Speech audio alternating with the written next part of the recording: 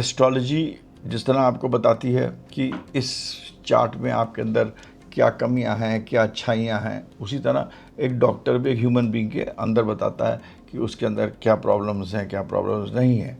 तो इसके अंदर मेडिकल करियर में बहुत इम्पॉर्टेंट, सबसे इम्पॉर्टेंट प्लैनेट होता है सन। सूर्य जो होता है आपके वाइटैलिटी का प्लैनेट होता है, आपके अथॉरिटी का प्लैनेट होता है। मंगल जो है बहुत इंपॉर्टेंट है क्योंकि सर्जरी का प्लैनेट है, खून का प्लैनेट है, काटने का प्लैनेट है, आपकी स्किन के ऊपर का काट के कुछ भी काम करना, मंगल बहुत इंपॉर्टेंट है। सूर्य और मार्स का साथ होना, कम्बिनेशन होना बहुत इंपॉर्टेंट है।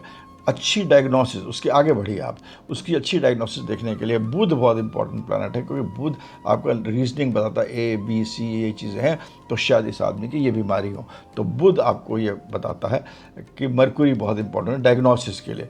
जुपिटर आपको बताता है किसी आदमी को समझाने के लिए कि भाई तुम्हारी ये बीमारी है, ये इशू है, इतने दिन में ठीक हो जाएगा। अगर दिमाग ठीक है, आधी बीमारी ठीक है।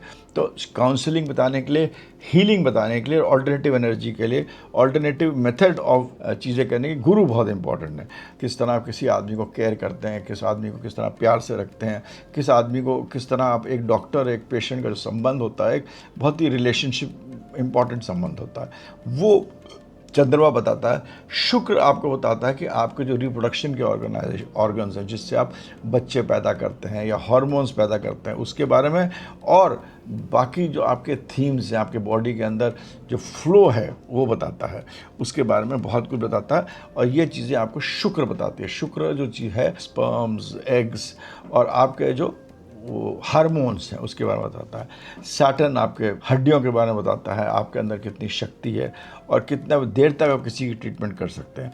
और राहु केतु आपको बताते हैं कि किस तरह आप रिसर्च ज़्यादा करके, जैसे कोई बीमारी है लोग नहीं ठीक कर पा रहे हैं, आपने उस पर रिसर्च करके आपने उसको बताया अनकन्वेंशनल रिसर्च क्या कैसे कर सकते हैं, मतलब कोई चीज़ बाहर आउट ऑफ द बॉक्स जाकर वो रिसर्च को क्या कर सकते हैं, उसके अंदर कैसे स्पेशलाइजेशन कर सकते हैं, किन चीज़ों को आप ले सकते हैं, अलग सोच के बताने की शक्ति है। तो ये जो प्लैनेट्स हैं, इस सारे प्लैनेट्स एक के बाद एक इम्पॉर्टेंट है अगर आपको डॉक्टर बनना है। और इनके रिलेशनशिप्स में आप देख सकते हैं वो आदमी कैसा डॉक्टर बनेगा, किस तरह के डॉक्टर बनेगा और किस तरह की शक्ति है इस डॉक्टर में। सूर्य मंगल जहाँ बहुत इंपॉर्टेंट है।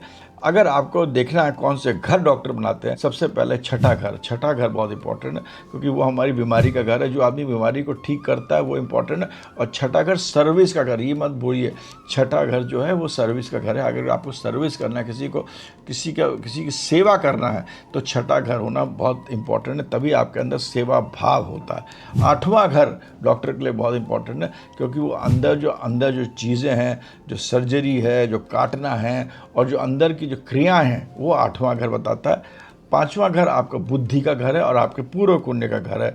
10वां और 9वां घर आपका ऑफकोर्स इंपॉर्टेंट है क्योंकि कर्म तो करना ही है। और 9वां घर आपको पढ़ाई का बताता है कि आपके आगे पढ़ने की क्षमता क्या है, क्योंकि डॉक्टर को हरदम अपने आप को अपग्रेड करना पड़ता है। खाली मार्स, अगर आपने खाली मंगल को देखा और लोग बता देते हैं सर्जन बन जाएंगे, नहीं, खाली मंगल सर्जन नहीं बना सकता। खाली मंगल आपको काटने की शक्ति देता है, आपको एक वो क्षमता देता है। वो खाली मंगल नहीं बना सकता सर्जन बनने के लिए आपको सूर्य की भी ज़रूरत है, आपको बुध की भी ज़रूरत है, आपको गुरु की भी ज़रूरत है और आपको कहीं ना कहीं राहु केतु की भी ज़रूरत है, तब आपको एक बड़ा सर्जन बन सकते हैं। तो खाली मंगल को देखकर कोई डॉक्टर नहीं बनता, खाली सूर्य को देखकर आप डॉक्टर नहीं बता सकते। मगर ये कम से कम ये जो प्लैनेट्स मैंने बताए हैं और ये जो घर बताए हैं, इनमें रिलेशनशिप होना चाहिए, तब हम बोल सकते हैं कि आप डॉक्टर